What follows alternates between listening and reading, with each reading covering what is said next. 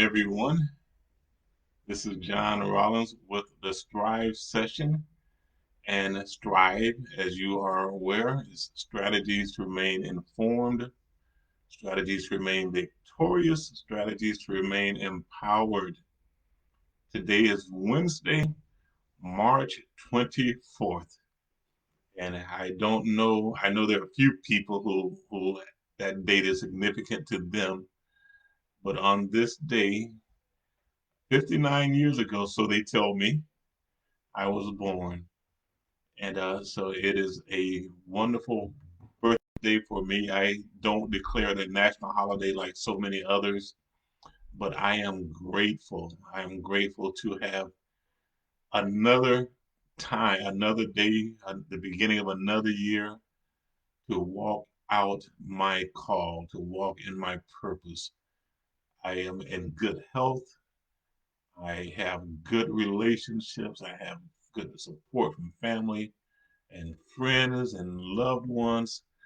Thank you to everyone who has extended birthday wishes through text, through phone calls, through postings on Facebook and other social platforms. I appreciate it.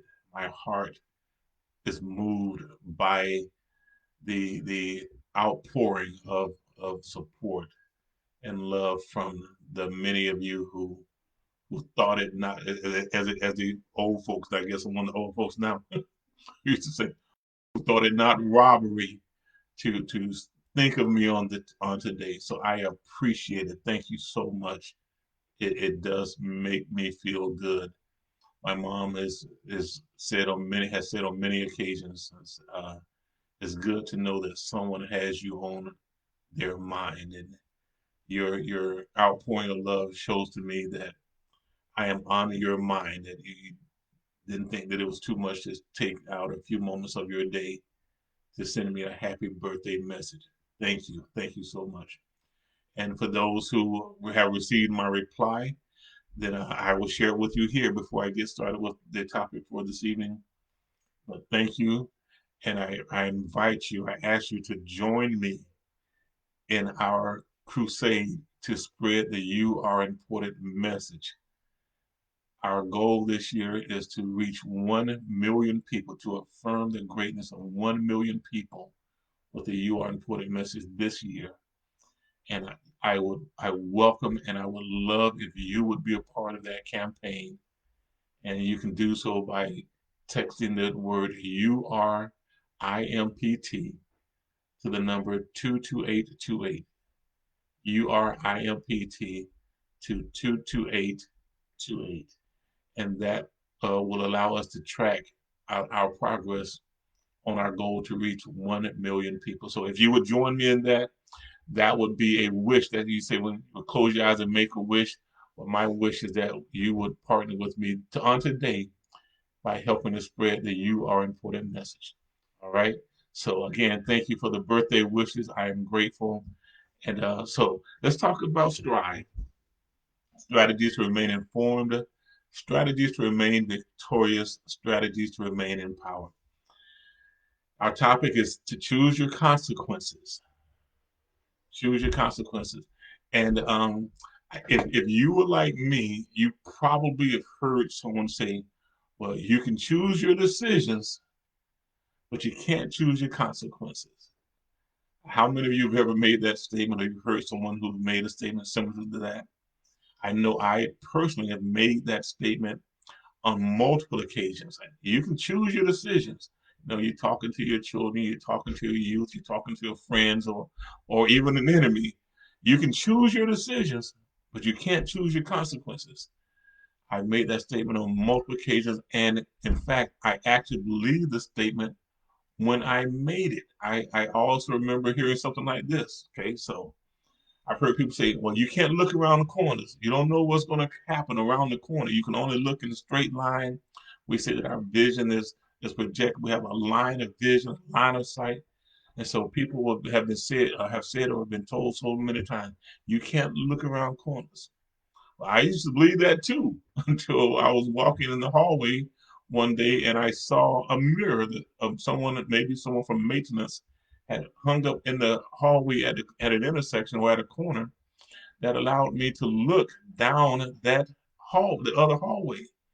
And it allowed me to adjust how I was approaching that corner. Because if I saw someone coming, I can reposition myself, I can alter my speed, I can do whatever I could that would prevent an accidental collision. So in actuality, I was able to see what was coming. In case you wonder where I'm going with this, so here's my new revelation that just as I'm able to see around corners and adjust my mode of travel, the speed of travel, I can adjust what I'm doing based on using some common equipment, some everyday tools, a mirror, or now they have these drones and things like that where you can actually go and look. You can Google Map and everything, just like you are able to now do things that you may not have been able to do in the past based on advances in technology or advances in how we're able to use equipment. I believe that now we're able to choose our consequences.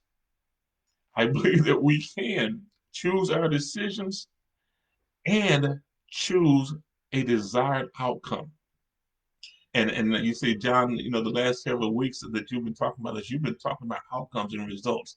I have been, and I'm going to tell you why I've chosen this for today.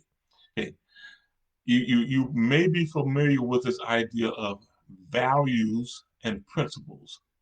These are things that I talk about when I do some of my training programs. I take my learners through an activity where they select values, and I do this with the youth and I do it with the adults. Okay, so the activity is applicable to both groups.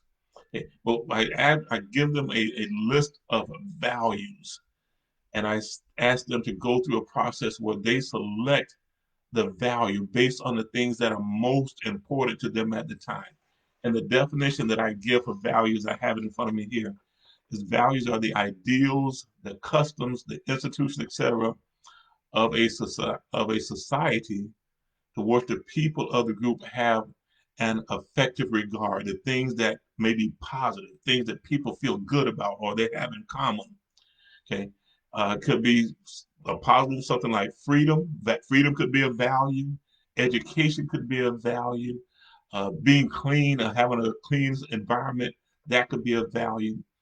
Or they could be negative. People could have. You have a group of individuals who may find themselves with a similar or an affinity toward some negative values, and for them it may seem positive, but for the rest of the group they may be negative. Maybe some type of gangs or maybe crime or some type of blasphemy or being cruel, unusually cruel toward a group of people. But values, they're the ideals, they're the customs, they're the way that people feel, and they have emotions or something attached to that. Okay.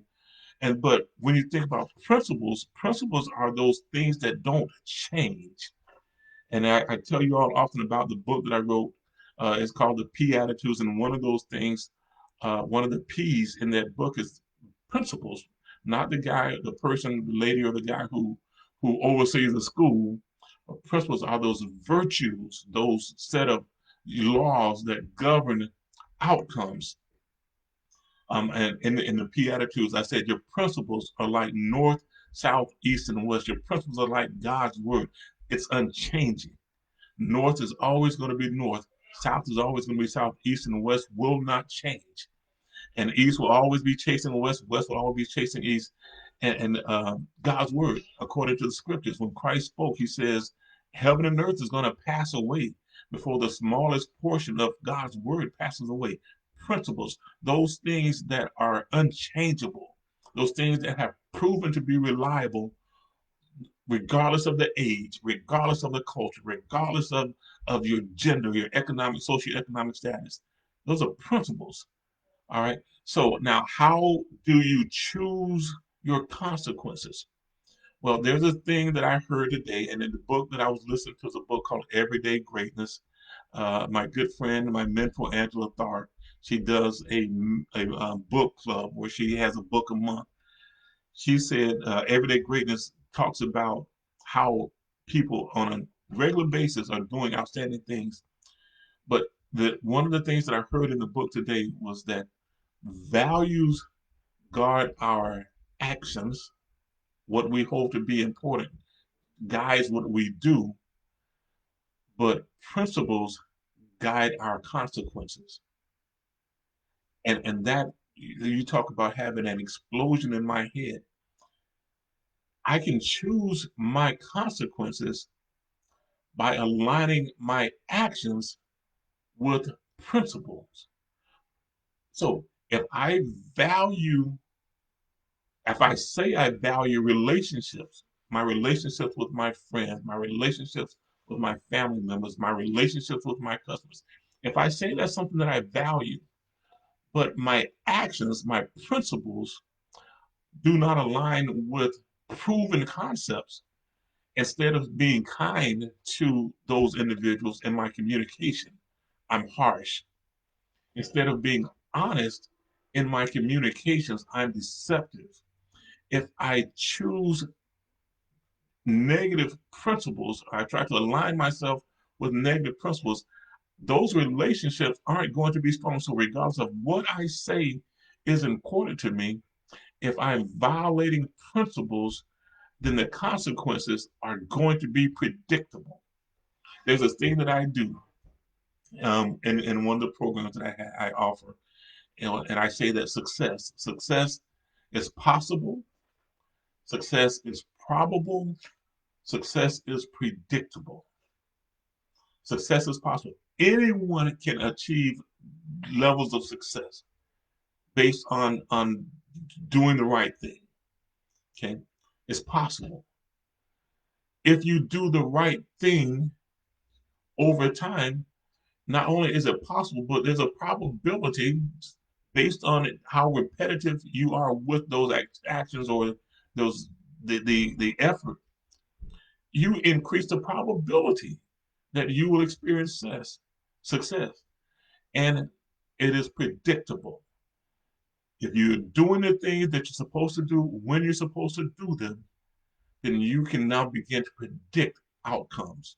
If you're not doing the things that you're supposed to be doing when you're supposed to be doing them, you can predict that outcome too.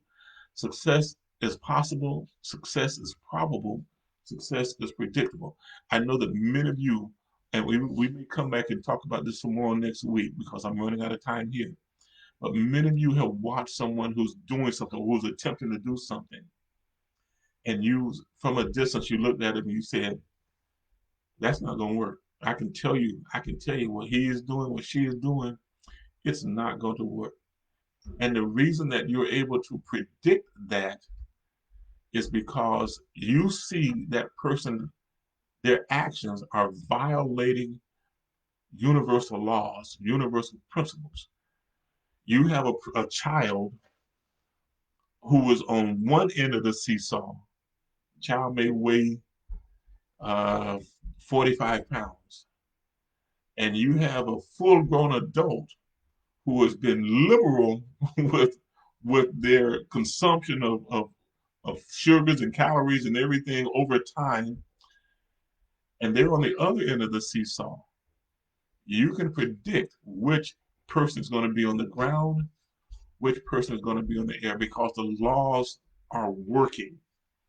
The heavier object is going to cause the lighter object to rise.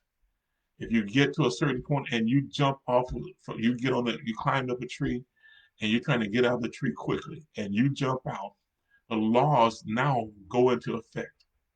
And you don't have to have been familiar with what happened before the person got in the tree. But when the person jumped out of the tree, you know that there's a law that now becomes operable, and the outcome is predictable. You can choose the outcome. If you jump out that tree, you're choosing an immediate connection with the surface that's at the bottom of that tree. You're going to fall. You can choose it based on how the principles work. We're going to come back next week and we're going to talk about this some more. Okay. But based on our actions, the things that we say that we value, how we align our actions with those values determine what our consequences are going to be. If you are a person who habitually lies, do not expect long-term relationships. If you're a person who repeatedly violate your eating habits, don't expect good health. I mean, they're just you're choosing your consequences by how you choose your actions. So, yes, we can choose our decisions and we can choose our consequences if we align them with proven principles. All right, I'll end with this. I remember hearing Brian Tracy. Brian Tracy said that people have found that the surest way for the most successful people, how they have described their path to arrive at their levels of success, is by living in harmony with the universal laws, the laws of nature, the laws of science, the laws of humanity, the spiritual laws. If we can do that, we can predict, we can choose our outcomes, we can choose our consequences. All right. Hey guys, this is John with the Strive session. Strategies to remain informed, strategies to remain victorious, strategies to remain empowered. And I end today with the way that I love to end. And I was so grateful on today when I went to the tag agency to renew my license, to renew my registrations. I was able to give out multiple wristbands. I was able to affirm the greatness of multiple people. And I want to give you that same level of appreciation, level of awareness and awesomeness express to me, express from me to you just how awesome you are, to remind you of your greatness, remind you of your worth and your value. So if you've not had anyone to come into your life this past week to tell you that their lives are enhanced because you're in it, okay, give me the privilege of reminding you today, tomorrow, and forever, you are important. Okay? All right, guys, you all be blessed, and maybe we'll see you next week. Okay?